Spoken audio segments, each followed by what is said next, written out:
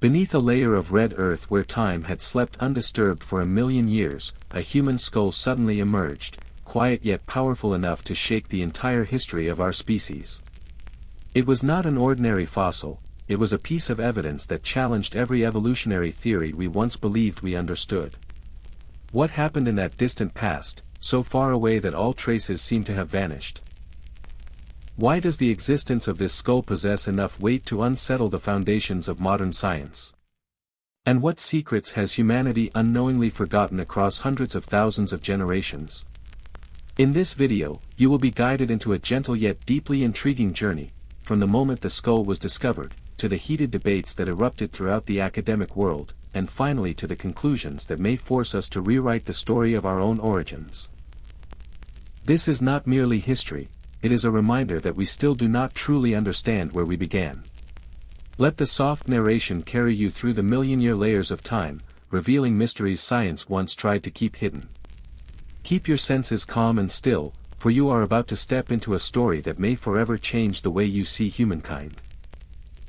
And from the very moment viewers are led into the story through the image of a million-year-old skull that shook history, our journey begins to glide softly into a new chapter, where questions first take shape, where intuition whispers that behind this discovery lies not merely an archaeological specimen, but a direct challenge to everything humanity once believed it understood.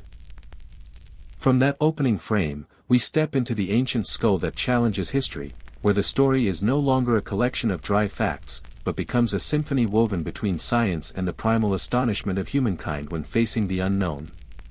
From the instant the skull was lifted out of the ancient earth, the world seemed to pause. Not because it was beautiful, nor because it was strangely intact, but because it embodied a question. Why does a skull nearly 1 million years old bear features that science once believed appeared much later in evolution? That question, small as it may seem, pierced straight into the heart of human history. The theories we have long taught in textbooks, the idea that humans emerged from primitive hominin groups and evolved slowly more than 1 million years ago, suddenly felt strangely fragile. This skull, through its quiet endurance beneath the ground for so long, became its own strongest rebuttal. It rose to the surface not to be admired, but almost as if to say that history is not linear, not obedient to any diagram we have ever drawn. And more importantly, it reminded us that what we know is only the tip of an iceberg. When the first fingers touched the fossilized surface, the archaeologists could not have known that they were holding a fragment capable of overturning an entire century of scientific understanding. Sunlight glinted across the curves of the cranium, revealing a structure far beyond what anyone expected from a creature that lived nearly 1 million years ago. Previously, it was believed that only Homo erectus, a species thought to have appeared much later, possessed such cranial characteristics. Yet what lay before them was far older, so ancient that every timeline once accepted began to tremble.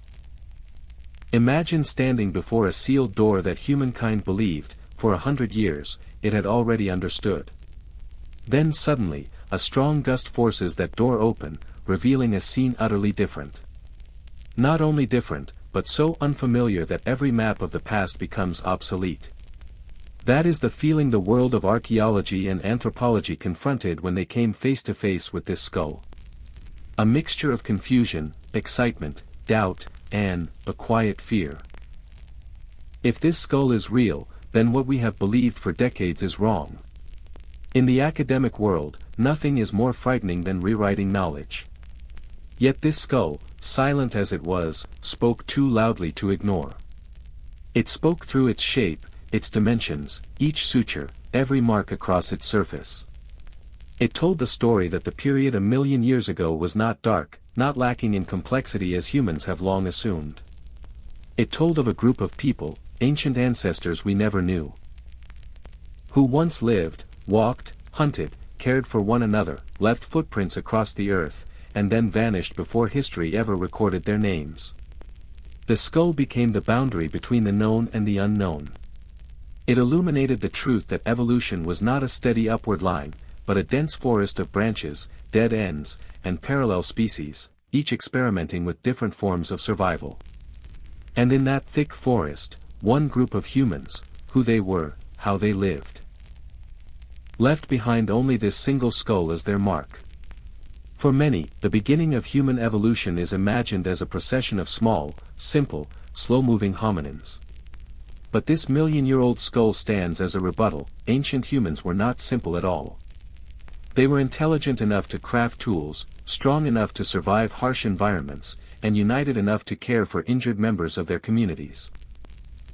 A million years ago, they had social structures, behaviors that reached far beyond mere instinct. But if they were so strong and so adaptable, why did they disappear? This is the question that makes the story more compelling than any novel. Because the skull not only changes our understanding of the past, it forces us to imagine what can never again be seen. How did these unknown ancestors live? What did they face? Natural disasters? Predators? Global climate shifts? Or were they extinguished by other human lineages? The story of the skull is not just a scientific one, it is deeply human.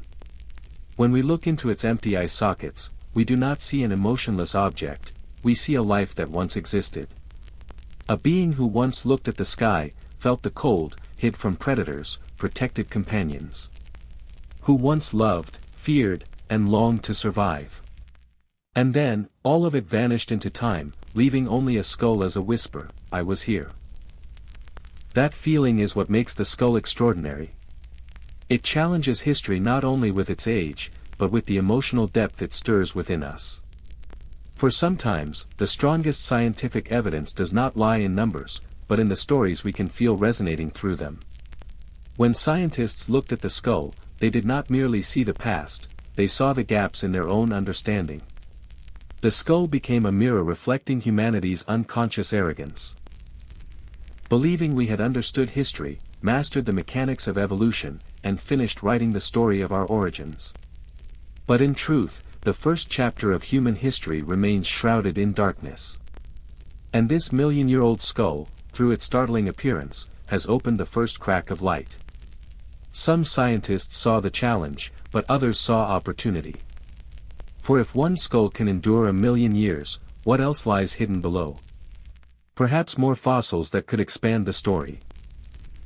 Perhaps tools, footprints, or even burial rituals left behind by these extinct humans, waiting for science to stumble upon them with just a bit more luck. But until new discoveries surface, this skull remains the central figure. And from it, a larger narrative begins to take shape, a story not only about the past, but about us. Because if human history is vastly different from what we once believed, then perhaps who we are today is simply the final surviving variation in a long chain of evolutionary experiments. Perhaps intelligence, compassion, and cooperation were the traits that allowed our ancestors to overcome disasters, predators, disease, and other human species. And perhaps something buried deep in that distant history still shapes who we are now. All of these questions began to blossom the moment the ancient skull was found. A moment seemingly small, yet powerful enough to mark a turning point in history. And this is only the beginning. There is still a long journey ahead, a journey that will not only explain this skull, but will cast new light on the entire evolutionary story of humankind. Continue watching, for what awaits is even more astonishing than the discovery itself. But that million-year-old skull, powerful as it was, could not rewrite history on its own, not unless it confronted the greatest wall science had ever built, the prejudices that had survived for decades. And from that very opposition, we drift gently from the story of a shocking discovery into a darker chapter, one in which science is no longer a pure pursuit of truth, but at times becomes a mirror that reflects the limits of human thinking.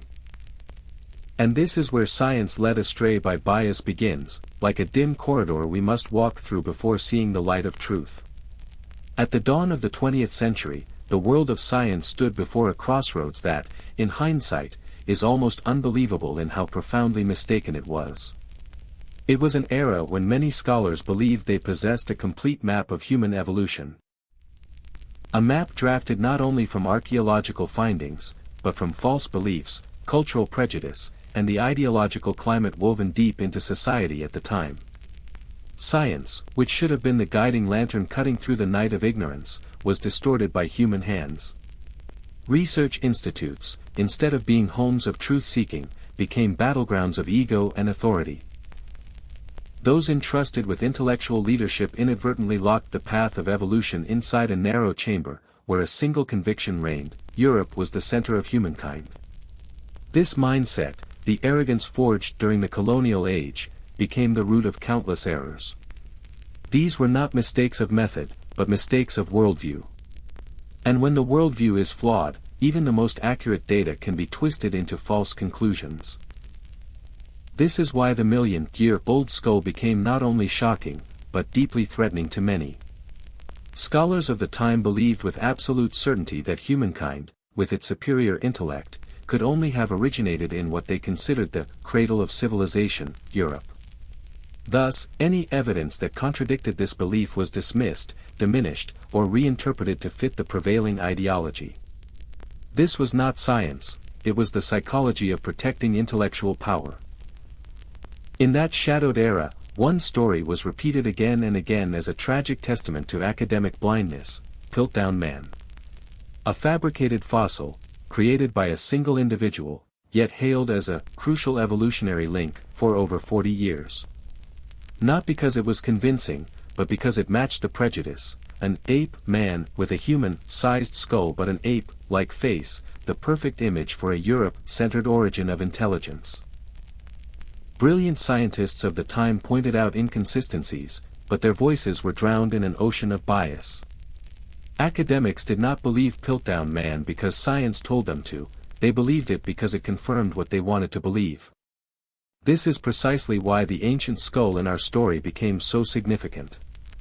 It surfaced as a mirror reflecting a painful truth: science had gone astray, not for lack of evidence, but for lack of humility. A million years of history slept beneath the earth, yet only a few decades of scientific arrogance were enough to distort humanity's view of itself. Researchers working in Africa, searching for the real origins of humankind, were ignored and even mocked.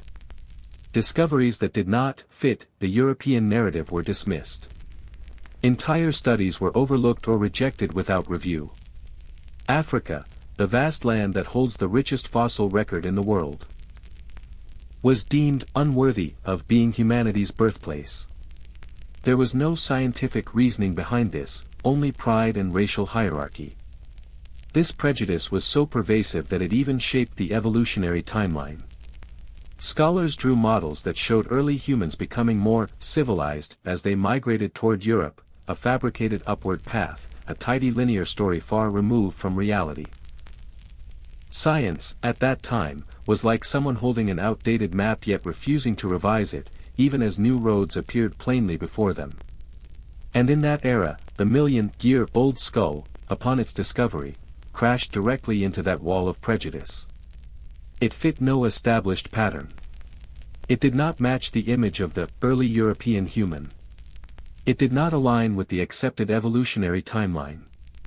It did not suit the Eurocentric models that had been treated as unquestionable truth. In every sense, it was unacceptable to the version of science that had been molded by ideology. Even before modern dating techniques were applied, groups of scholars attempted to minimize its significance, not because they knew it was wrong, but because they feared it might be right. If it were confirmed, their theories, their textbooks, their careers, could crumble overnight.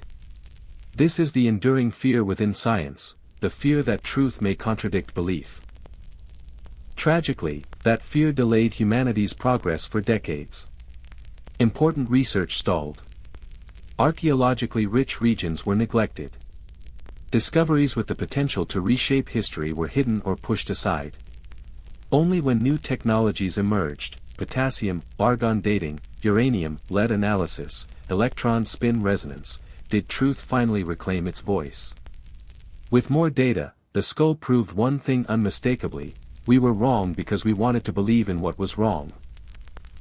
Looking back on that era reveals a bitter paradox. At times, science forgets that its mission is not to protect what is known, but to confront what is unknown. The biases of the past not only distorted our understanding of evolution but also turned academic debates into battlegrounds. When truth is replaced by belief, science becomes not a bridge to knowledge, but a theater of pride. And that is precisely why the million-year-old skull holds immense value. It is not merely an archaeological artifact. It is a reminder that science advances only when we dare to overcome our own biases. It teaches us that the past cannot be viewed through the lens of present-day assumptions. It reminds us that evolution does not move in straight lines, nor does it follow the desires of any culture or era. It exists independently, objective, unyielding, sometimes unforgiving. When we view that period with clarity, we finally understand why the ancient skull caused such a profound upheaval. It did not challenge scientific models alone, it challenged an entire age. And that is why the journey toward the land of secrets, the East African Rift Valley, becomes necessary, because it is there that the truth long concealed begins to emerge. Stay with this story, for the next part will take us to the place where the million-year-old skull was born. And where history finally begins to speak honestly. As the faint, elusive traces of a distant past begin to unfold in part 2, where the very first footsteps of our ancestors pressed into the dusty soil of prehistory, the story does not end there. For just when the theories, discoveries, and debates seem enough to fill the mysterious million-year gap, we arrive at another realm, wilder, harsher, and more profound. A realm that carries not only answers, but also far greater questions about the very existence of humankind. And so, this journey leads us directly to the land of secrets, the East African Rift Valley. The East African Rift Valley is far more than a dry geological concept found in textbooks on plate tectonics. It is a colossal fault line cutting across the African continent, a place where the Earth has been stretched to its limits, forming fractures that, over millions of years, became both a biological cradle and an evolutionary birthplace for our species. Here, nature has written chapters that are violent yet delicate, shaped by the power of volcanoes, deep lakes, and valleys that stretch endlessly toward the horizon. Yet it is also the place that reveals the most crucial clues about the formation of humankind, evidence that may bring us closer to solving the million-year gap no one has been able to explain. To understand the East African Rift Valley, we must begin with its nature, a vast geological rift more than 3,000 kilometers long, where two tectonic plates are slowly pulling apart, causing the Earth's surface to stretch, sink, and form deep valleys. But what makes this land truly extraordinary is not merely its dramatic landscape, it is the way the Rift Valley has shaped climate, environment, and the lives of countless species, including our earliest ancestors. The constant shifts in terrain, climate, and ecosystems forced every living creature here either to adapt or disappear. And in that process, a new kind of being emerged, one that learned to stand upright, to use tools, to communicate, and to survive. The changes brought forth by the Earth, subtle as they seemed, became powerful catalysts for the evolution of Homo. In this valley, every layer of soil, every fragment of fossil is like a page from an ancient diary compressed by time. East Africa has gifted the world with its most significant discoveries in archaeology and anthropology, from the Litoli footprints left by Australopithecus afarensis on cooled volcanic ash 3.6 million years ago, to the earliest fossils of Homo habilis. The handy man, believed to be among the first toolmakers. And then came Homo erectus, the first truly upright human species, the one capable of leaving Africa to embark on its great migration. Nowhere else on Earth offers a picture as complete, continuous, and authentic as the East African Rift Valley. And that is precisely why this land lies at the heart of every debate surrounding the million-year gap, a period during which human evolution seems strangely irregular. Neither too fast nor too slow, but as if something had happened without leaving any clear trace. As scientists dug deeper into the sediment layers, they realized that this missing period coincided with intense geological upheaval throughout the Rift Valley. Episodes of rapid rifting triggered violent volcanic activity, creating new lakes only for them to vanish again, reshaping entire habitats in brutal cycles. At times, the climate shifted from wet to arid in just a few thousand years. A mere blink in evolutionary time. All these changes could have produced survival pressures so extreme that our ancestors were forced to evolve rapidly, or risk disappearing entirely. It was this unforgiving harshness that turned the Rift Valley into an evolutionary pressure cooker, a place where any species wishing to survive had to adapt quickly. And perhaps that is why Homo erectus emerged. A species with a modern body, a larger brain, the ability to use fire, and a growing sense of social organization.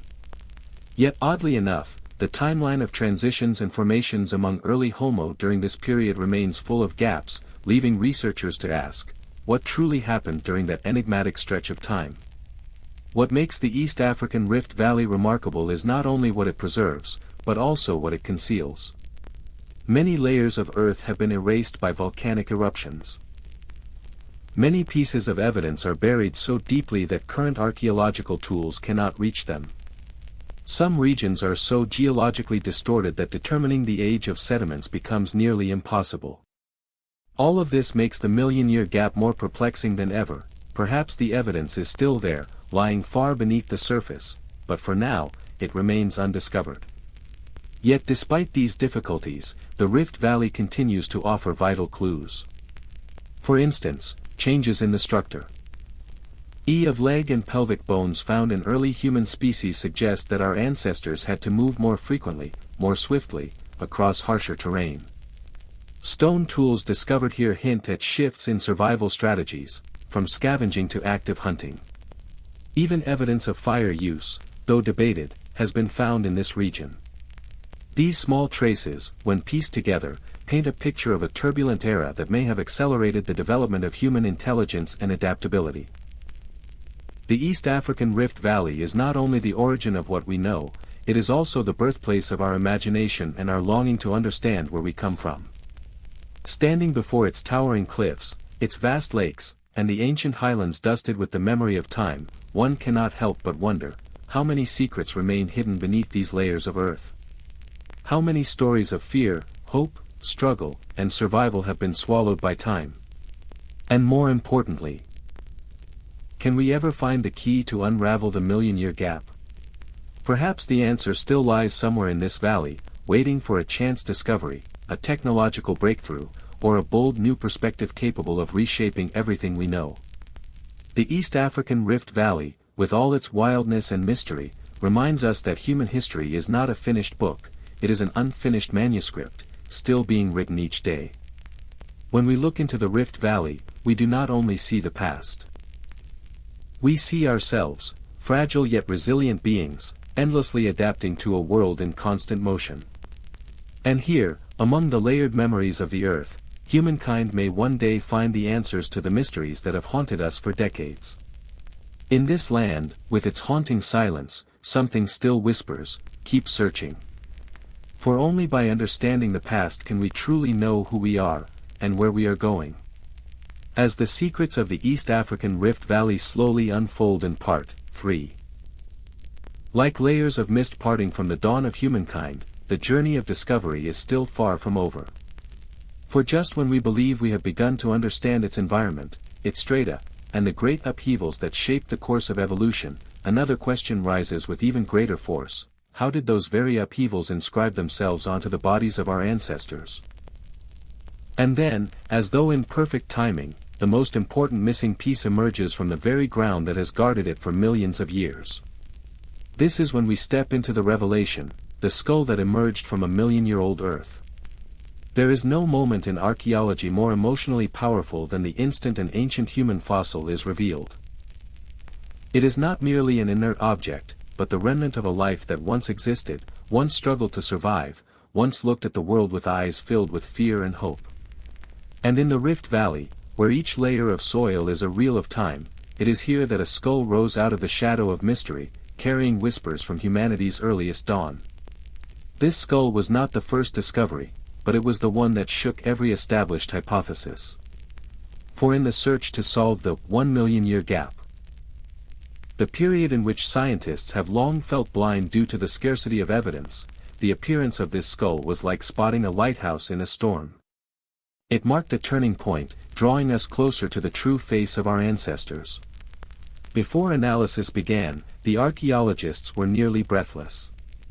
They understood the value of every millimeter in the structure of a skull, each contour of the cranial vault, the slope of the brow, the angle of the cranial base. Any detail could be the key to unlocking truths about human evolution. And as the dust of time was brushed away, the form of an ancient Homo individual emerged, familiar yet distant, like a lost intermediate version between the human species we already know. The skull's appearance raised questions science had never been able to answer. Was it a late Homo habilis? A primitive Homo erectus? Or perhaps an entirely new branch of Homo, one that lived and vanished without leaving any clear trace? All possibilities remained open, and this ambiguity only deepened the significance of the find. What made the skull extraordinary was not only its age, over 1 million years, but its mosaic anatomy. The cranial size exceeded that of earlier hominins, yet had not reached the full proportions of classic Homo erectus. The cheekbones and jaw were strong but not overly robust. The hints of brain development suggested that a crucial evolutionary transition was underway. Our ancestors were moving toward more complex thinking, communication, and social structure. This supported the idea that the violent environmental shifts of the Rift Valley forced Homo to adapt rapidly, driving changes in physiology and cognition alike. Another question soon emerged: did this individual live during a period of extreme environmental upheaval, or during a temporary phase of stability? If the skull belonged to the harsher transitional period, it could be the first evidence proving that our ancestors not only survived but evolved through those punishing conditions. If it belonged instead to a milder interval, it raised a different question: why does the fossil record remain so incomplete? Either way, the skull held an irreplaceable value. It was a long-awaited voice from the past. Researchers employed every modern technique, from 3D structural analysis and CT scanning to detailed morphological comparison with hundreds of other fossils, in their attempt to identify the owner of this skull. Every ridge, every fracture, every minute groove was examined with near-perfect precision. And although the final conclusion remains elusive, one point is certain: the skull belongs to an evolutionary stage caught between two worlds, the world of early Homo and the world of more modern Homo. This is precisely the region obscured by the 1 million year gap. Yet the skull possesses an even deeper, more human meaning. It allows us to look back at ourselves. For when we study its rough features, we recognize that modern humans did not appear suddenly but are the result of millions of years of experimentation, failure, and renewal. Our ancestors endured harsh geological forces, unpredictable climate shifts, and brutal survival challenges. And through it all, they did more than endure: they grew stronger, more intelligent, more adaptable. This is why the discovery has become a powerful symbol of resilience. When the skull was lifted from the earth after more than 1 million years, it seemed to remind us that no evolutionary step is meaningless, no generation ever lives without leaving its mark. Even if time erodes those marks, a single moment, a rainfall, a gust of wind, an archaeological stroke of luck, can bring the truth back into the world. The skull also reminds us that the quest to decode human history is not a smooth path. It demands time, persistence, absolute precision, and the humility to accept surprises. Every major discovery brings us one step closer to a complete understanding of our origins, yet each also opens new questions, new debates, and new directions to explore. Looking at the skull, one can imagine the life of the individual it belonged to. They lived in a world filled with predators, scarce water, and ever-changing landscapes. They may have stepped upon the same ground we stand on today, looked up at the star-filled sky, but with a different gaze, instinctive, alert, raw, yet carrying a glimmer of the future. For it was beings like this who laid the foundations for everything humanity would one day become. This skull, with all its scientific and human significance, is a bridge between the present and the ancient past. And thanks to it, the 1 million year gap, though not yet fully resolved, now glows with its first rays of light. When the ancient skull was lifted from the million-year-old earth in section, for no one in the archaeological team could have imagined that this moment was only the beginning of a journey far longer, more arduous, and more symbolic than any discovery before it. For to record history, one needs not only a fossil, but the entire process of bringing it back to life. releasing it from the silence of time so it can stand as a living witness to human evolution. And it is here that we step into the revival of an ancestor. There is no journey layered with as many challenges as the transport of an ancient human fossil. When the skull was still resting beneath the earth, it was protected by millions of years of sediment, volcanic ash, and stable humidity. But once it was unearthed, the true ordeal began. A single mistake, a slight vibration, even a shift in temperature could cause cracks, erosion, or the collapse of a structure already fragile beyond measure. Therefore, the moment the skull was discovered, researchers had to carry out a series of emergency preservation methods. Layers of plaster were wrapped around it, enclosing every detail as gently as if cradling a life on the verge of awakening after a million-year sleep. They had to work quickly, yet without haste.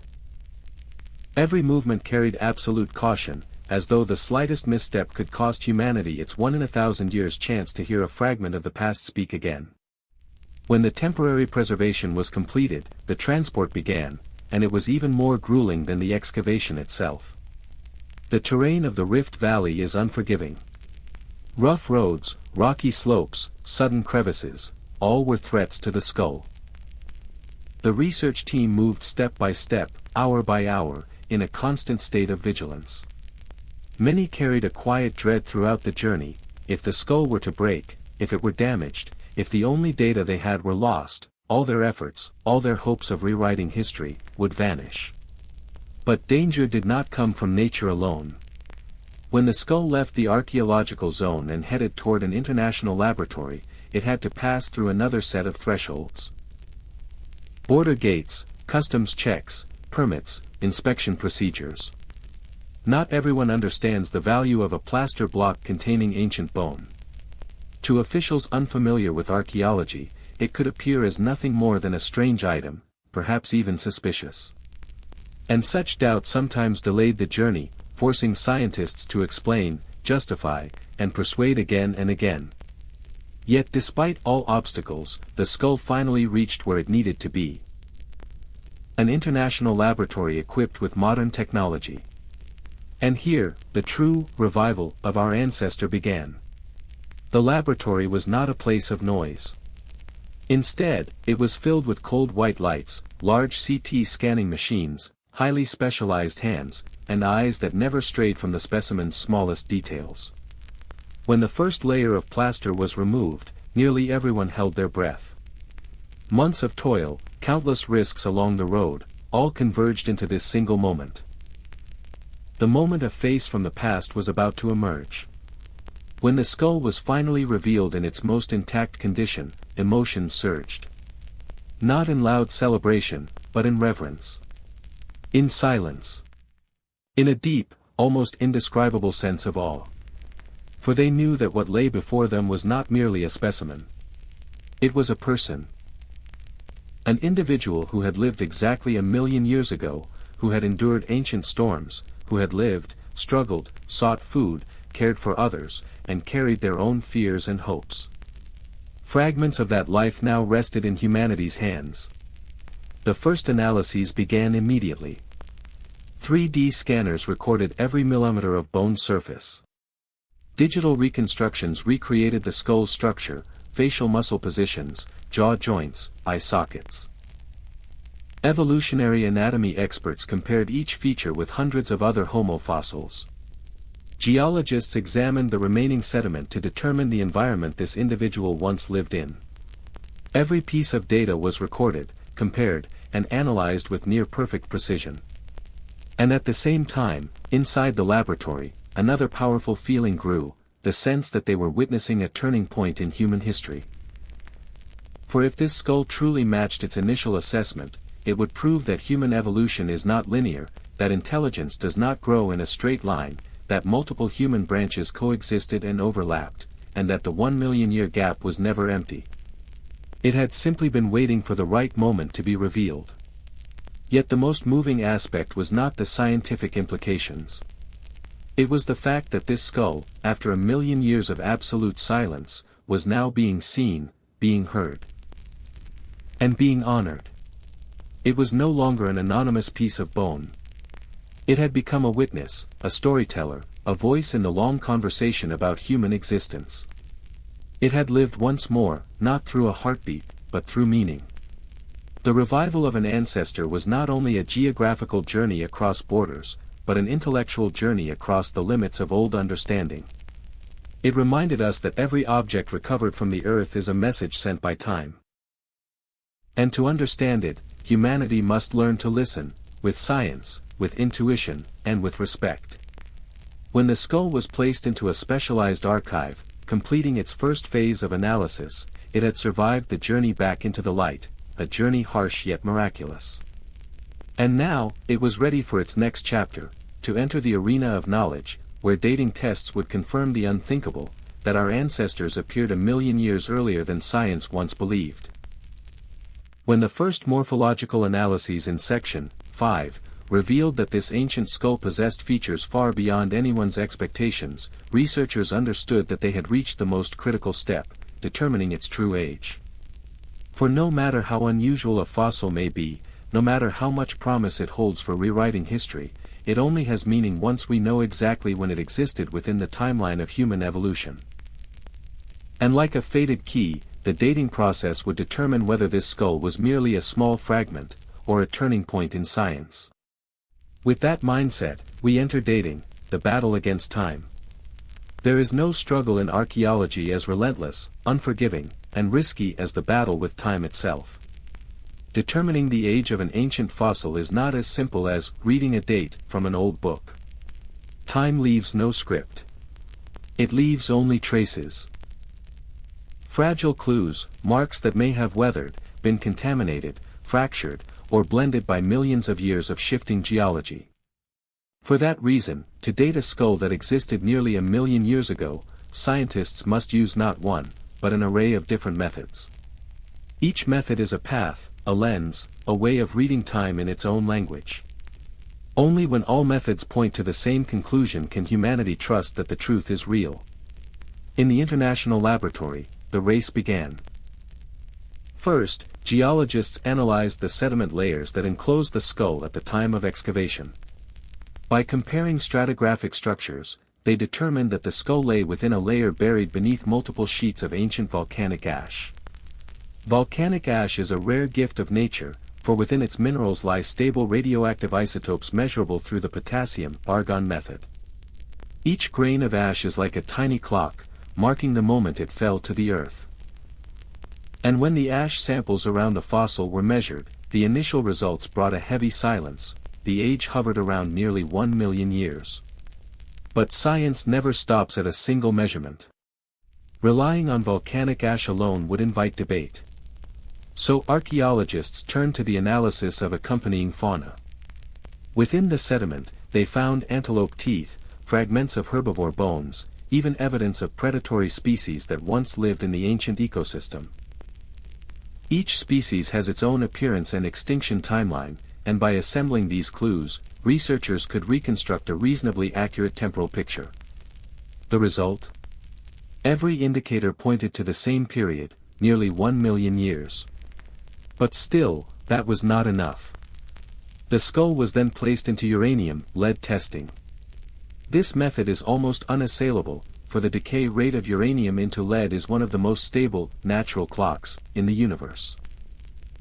This analysis demands absolute precision, requiring a lab free from even the slightest dust that might contaminate the sample. After many weeks of comparison, the result aligned once more, around 1,000,000 years. As three separate methods converged, confidence grew. But to dispel all doubt, the team proceeded with electron spin resonance. An approach that measures the trapped electronic signals within mineral crystals, a kind of memory imprinted since the material first interacted with natural radiation. And then, like time offering its final confirmation, electron spin resonance returned the same age range. At this point, the silence in the laboratory was no longer anxious, it was stunned. For all the results pointed to the same reality, this ancient skull belonged to a human individual who lived nearly 1,000,000 years ago. A time when, according to textbooks and academic teachings, humans had not yet appeared, or had not yet left Africa. If this was true, then the entire human evolutionary chart would have to be rewritten. Yet dating is not merely a technical question. It is also a confrontation with deeply rooted beliefs. Some scientists, through no personal fault, carry convictions shaped by decades of study and tradition. So when the dating results were announced, the academic reaction was not just surprise. It was a shockwave. Questions flooded in. Could there have been contamination? Was the sediment disturbed? Were the measurements flawed? Was the skull truly in its original position, or carried there by an ancient flow? These doubts were natural, but they also revealed a truth: humans fear being forced to abandon what they have believed to be correct their entire lives. To counter every suspicion, the research team had to release the entire process. From excavation to preservation, from transport to testing, from field photographs to geological records. They had to present before international councils, respond to critiques, defend each number. And the more conversations took place, the more the skull proved its validity. For no dating method stood alone. All converged. All were consistent. All confirmed that this skull belonged to a time long assumed to be empty in human evolution. From that moment on, the skull was no longer just a fossil. It became a declaration from time itself, that humans, or at least a branch of humankind, had existed far earlier than science had ever claimed. The dating results also opened a greater question: if this skull represents a group of ancient humans who lived nearly 1,000,000 years ago, how did they live? How did they migrate? Why did they disappear? And what created the mysterious gap in the evolutionary record? These are not only scientific questions. They are questions about ourselves, about origin, survival, and the very reason modern humanity exists. In the quiet of the laboratory, the battle against time reached its conclusion. And victory belonged not to humans nor to any method, but to truth, the truth that time hides, yet never denies. And from the moment that truth was confirmed, a new chapter began. The mysteries of the appearance, intelligence, and survival of these early humans would begin to unfold, leading us into the next part, the part where this skull begins to speak, through its very structure, about who our true ancestors were at the dawn of humankind. Of course, the process of determining the fossil's age only opened the very first door. Once the numbers had been placed where they belonged, what remained was to confront the form of the being that once carried this strange skull. From that moment on, the story was no longer just a scientific equation, it became a quiet dialogue between the present and the past, a place where we gaze for the first time into the face of an ancient ancestor and ask ourselves, who were they in the long arc of our evolution? And that is precisely where the next chapter begins. When the 1,000,000-year-old skull was placed under the laboratory lights, every crack, every curve, every hollow in the bone became an unanswered question. Experts in evolutionary anatomy explained that what we saw there was not simply the product of time, but the trace of a creature that once lived, breathed, and ran across this earth. Each feature on the skull felt like an ancient code, recording a story of adaptation, struggle, and survival in a wild and perilous world. As the analysis began, scientists realized that the skull's shape did not fully match any known prehistoric human species. Its forehead was more sloping than that of Homo erectus, yet wider than that of Australopithecus. The cheekbones were high, the cranial vault low, and the eye sockets deep and robust, as though designed for a species forged by harsh sunlight and unforgiving landscapes. Viewed from behind, the skull displayed an unusual curvature, suggesting that this being's brain had developed along a pattern unlike anything commonly seen in modern science. What puzzled researchers even more was the proportion between the face and the skull. The face projected forward, yet was not rugged, the jaw was strong, yet not oversized, and the slope of the nose along with the spacing of the brow ridges evoked surprising similarities to modern humans. These faint overlaps gave the skull an uncanny quality, as though it stood halfway between two worlds, one belonging to extinct ancient humans, and the other to the subtly refined features carried by us today. Anatomists described the first moment they touched the skull as if they were brushing against a lost reel of history. They examined every detail under magnification, built three-dimensional models, and compared it with dozens of fossils from different eras.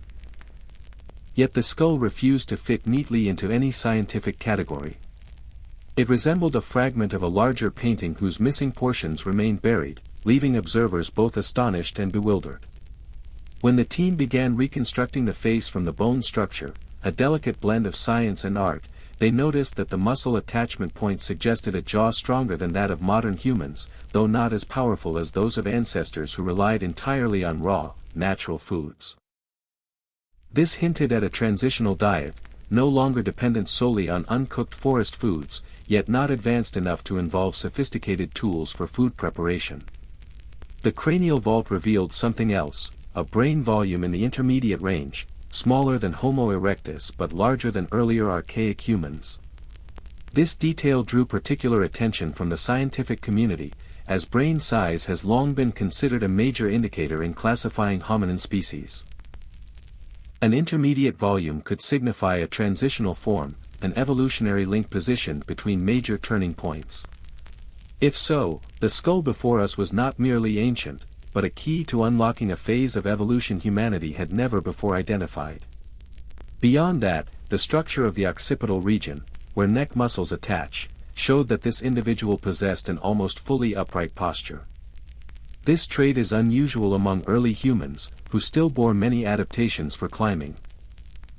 A consistently upright gait meant they were well suited to traveling long distances across savannas and open woodlands, an essential behavior tied not only to food gathering, but also to survival, evading predators, and forming social groups.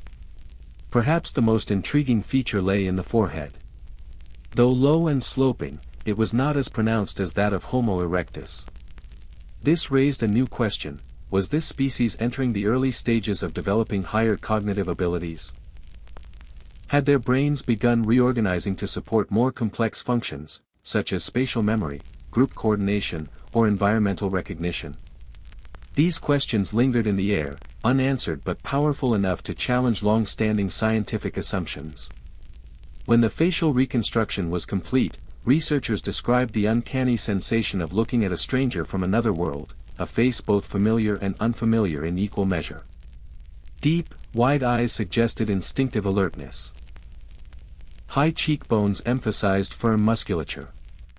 A slightly broken nose suited the dry, unforgiving climate of East Africa. Altogether, the face carried the ruggedness of a being that had endured a harsh environment where every day was a fight for survival. The moment left the research team silent for several seconds.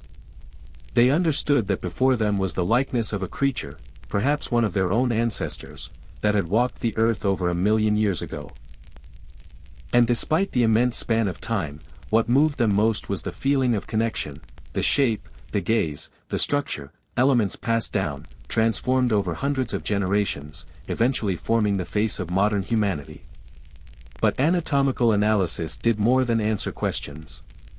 It opened new mysteries. Why did the skull carry features of two different species? Did it belong to a separate evolutionary branch that had vanished, or was it the key to identifying a species science had never named? And more importantly, could this skull reshape our entire understanding of human evolution? In the dim light of the laboratory, the skull remained still, silent, yet heavy with meaning. It did not speak, but every contour seemed to whisper a fragment of a distant past. It offered a quiet invitation for us to keep digging, keep searching, keep confronting what we thought we already knew. For right after these anatomical revelations, a new question emerged: where does this skull place us on the evolutionary map of humanity? That question leads directly into the next chapter, where science must confront doubts, debates, and fierce clashes between competing schools of thought. And from there, the journey to decode the past turns toward a new, challenging, yet irresistibly captivating path. But then, as the anatomical analyses gradually came into focus, and as the form of an ancestor was reconstructed with such realism that it left the entire research community silent, a profound question began to emerge: if this skull truly carries features that extend beyond every accepted framework, then it suggests that the entire evolutionary map humanity has trusted for so long may be wrong. And from the moment that truth began to reveal itself, the story entered its greatest storm, where science was forced to examine itself. When the first announcement about the skull was released, the international scientific community was not simply surprised, they were stunned. For decades, the history of human evolution had been built upon a coherent chain of hypotheses, from archaic humans, to Homo erectus, and then to Homo sapiens. Timelines, morphological changes, geographic distribution, all had been boxed in, laid out clearly in lectures, textbooks, and hundreds of studies large and small. Yet this million-year-old skull was like a sudden hand pulling away the curtain covering our strongest beliefs. The discovery quickly became the center of attention in scientific journals, not because it was a typical breakthrough, but because it challenged the very foundation of an entire knowledge system. What astonished specialists most was that the skull did not match any classified ancient human species. It showed anatomical features intermediate between Homo erectus and even more primitive human forms, yet it also presented surprisingly modern traits reminiscent of Homo sapiens. This inconsistency led many to exclaim, "What have we overlooked in the past?" Immediately, emergency meetings, international conferences, and waves of counterarguments erupted. Scientists split into different factions, each defending its position as though protecting not just a theory, but academic honor itself. Some argued that this was evidence of an undiscovered evolutionary branch. Others insisted the skull was merely an unusual variant of a known species.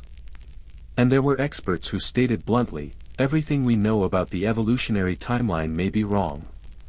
The most contentious point was the age, over 1 million years, confirmed by modern dating techniques. This figure not only placed the skull outside many familiar evolutionary milestones, but it also shook the long-standing assumption that Homo erectus was the direct and sole ancestor of later human species. If the skull belonged to an ancient human with a fully upright posture, an intermediate brain capacity, and signs of independent evolutionary development, then human evolution had not followed a straight line as we once believed.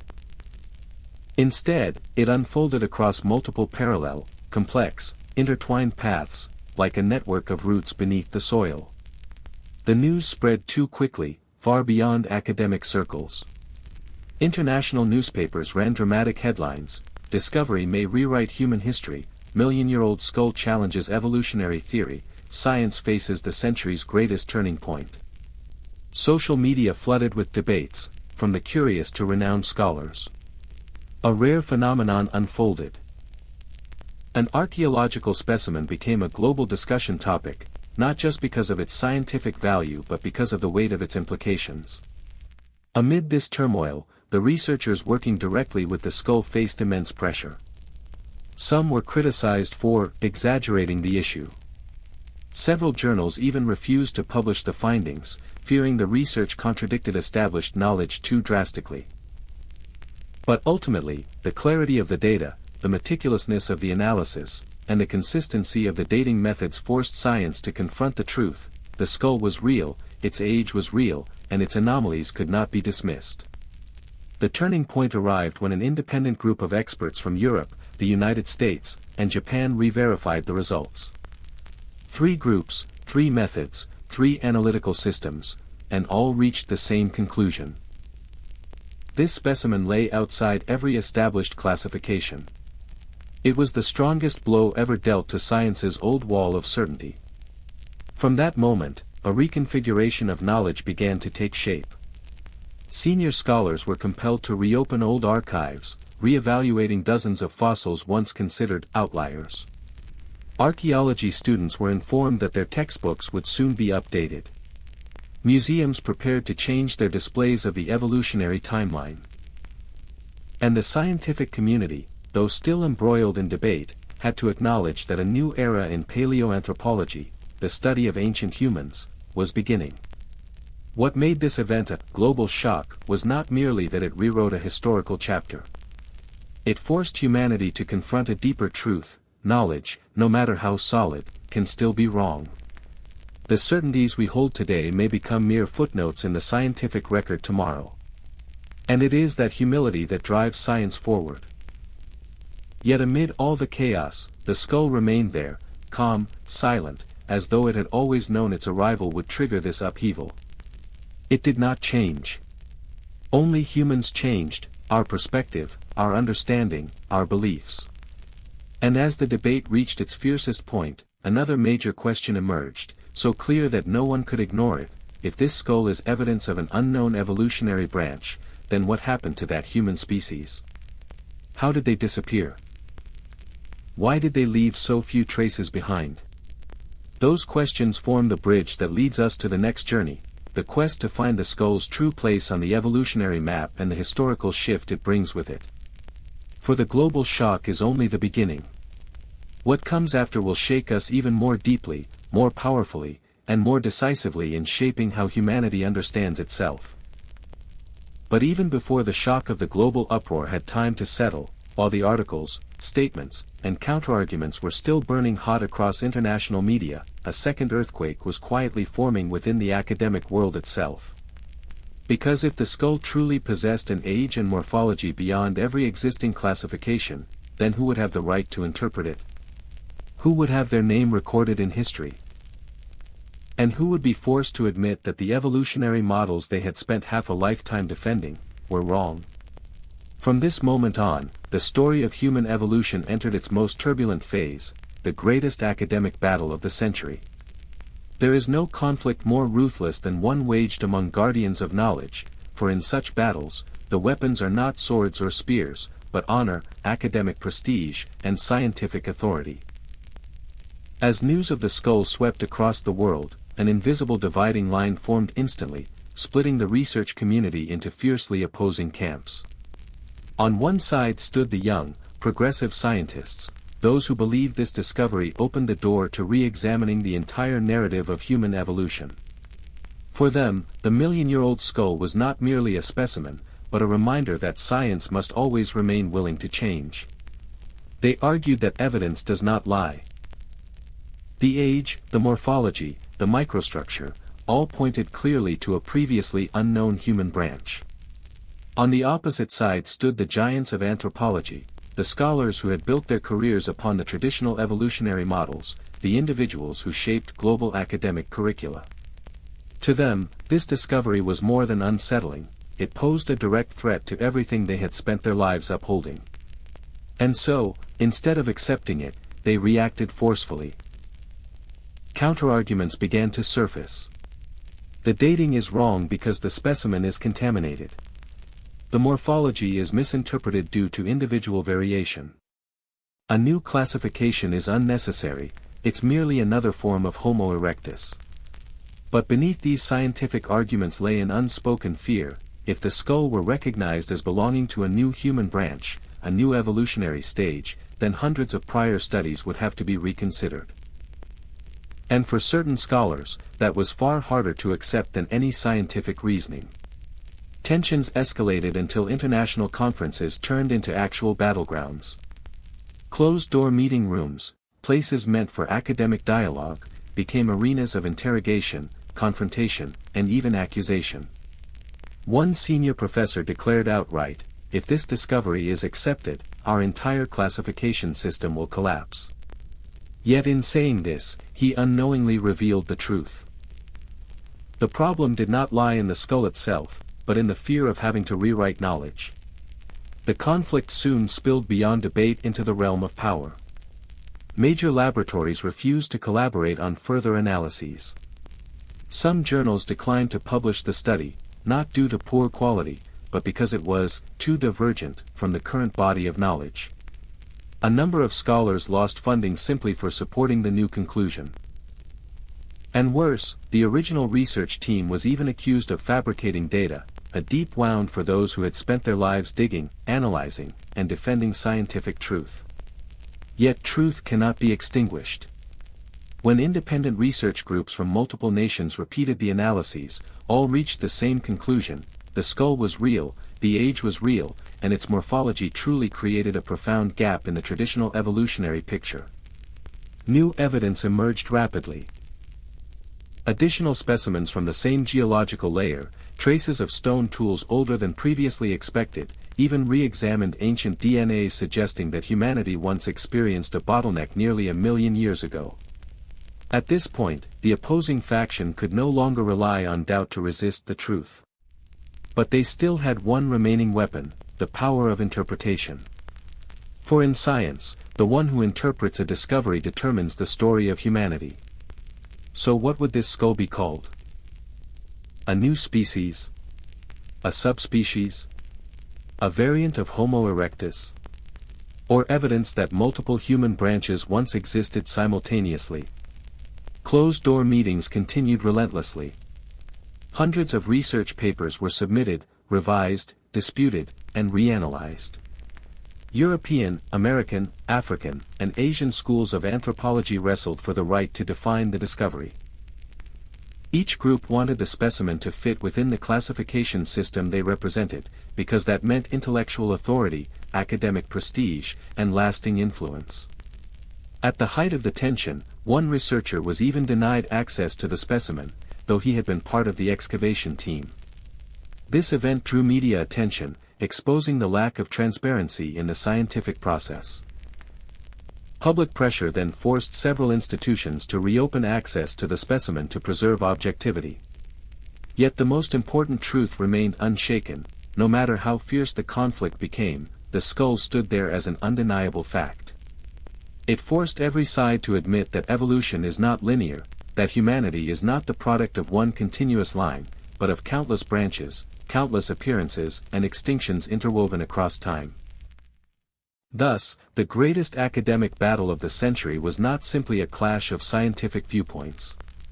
It was a confrontation with the essence of knowledge itself. Do we have the courage to accept our mistakes? Can we place truth above personal honor? And can science remain intact when the familiar beliefs we cling to are shattered? Despite its intensity, the battle yielded something invaluable. It compelled science to become broader, more flexible, and more honest. It taught the younger generation that the mission of science is not to defend the past, but to explore the future, even when that future shakes the foundations of what we once held certain. And as the dust of debate gradually settled, as the skull was finally recognized as an indispensable part of the evolutionary map, the story of humanity's origins opened a new doorway toward the greatest question every science, every philosophy, every civilization has ever asked. Who are we across the millions of years? And it is precisely that question that leads the narrative into its final chapter, the chapter that carries the deepest meaning of this entire journey. As the final discoveries in Section 9 slowly draw to a close, what we see is not merely an archaeological milestone or a historical fragment placed back into its rightful position. We also begin to realize that every discovery, whether small or monumental, inevitably raises a broader, deeper question, one that touches a realm of meaning science cannot measure with instruments, but can only sense through the shared intuition of humankind. And from the threshold of that awareness, we step into the place where the greatest question of all is asked: who are we in the vast timeline that stretches across millions of years? There are rare moments in history when humans are compelled to pause, to lift their heads above the conveniences, the noise, and the restless pace of the age, and ask a question that seems simple yet weighs heavily: who are we in the immense continuum of time that Earth has endured? The appearance of a 1-million-year-old skull does not merely pull us back into a distant past, it ushers us into a quiet contemplation of our very identity.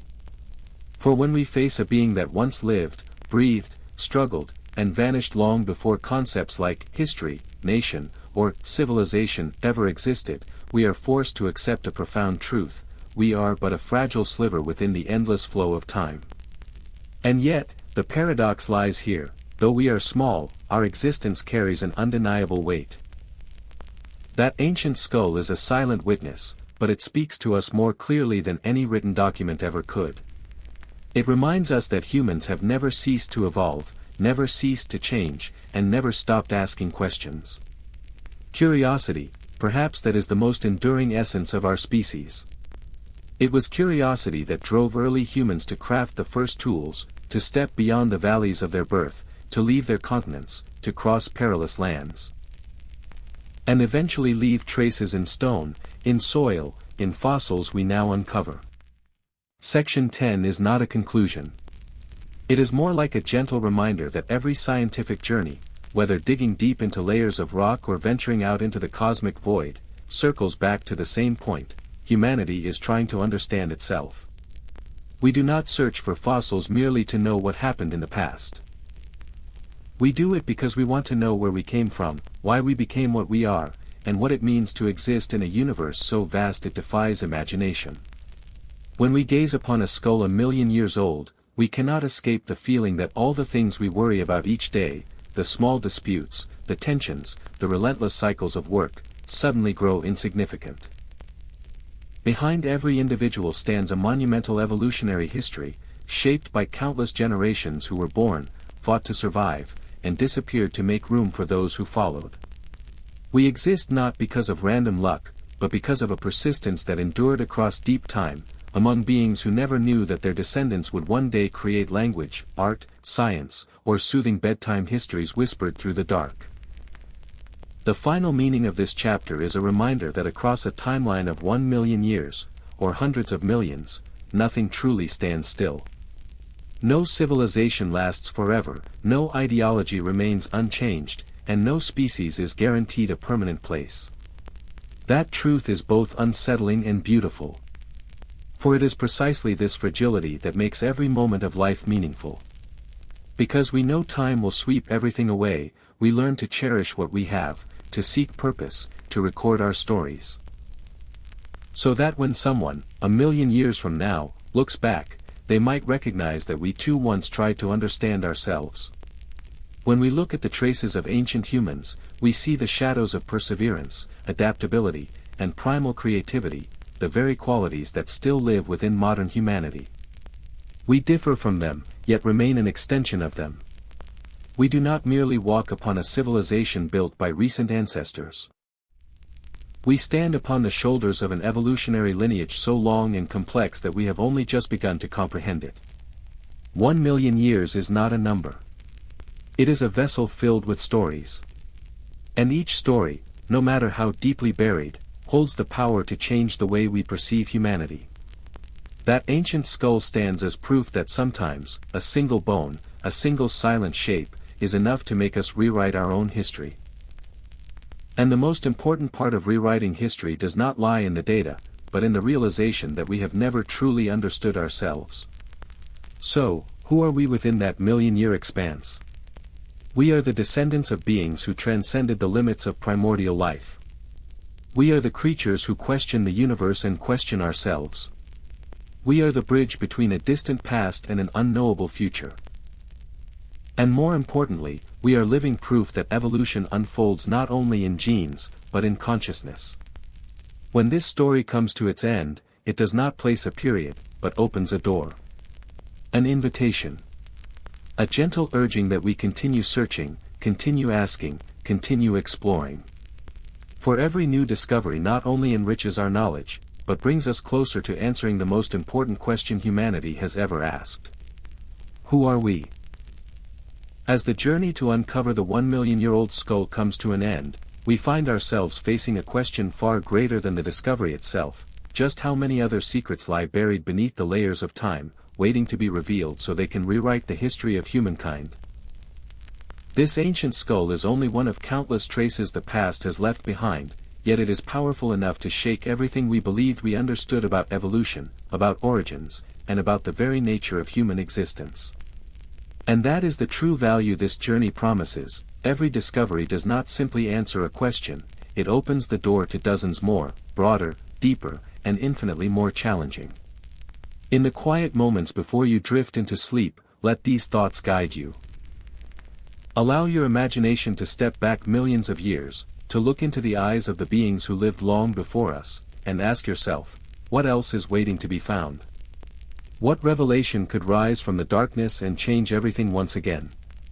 If tonight's journey has left you more curious, more eager to explore the ancient mysteries still hidden from us, then stay with the channel.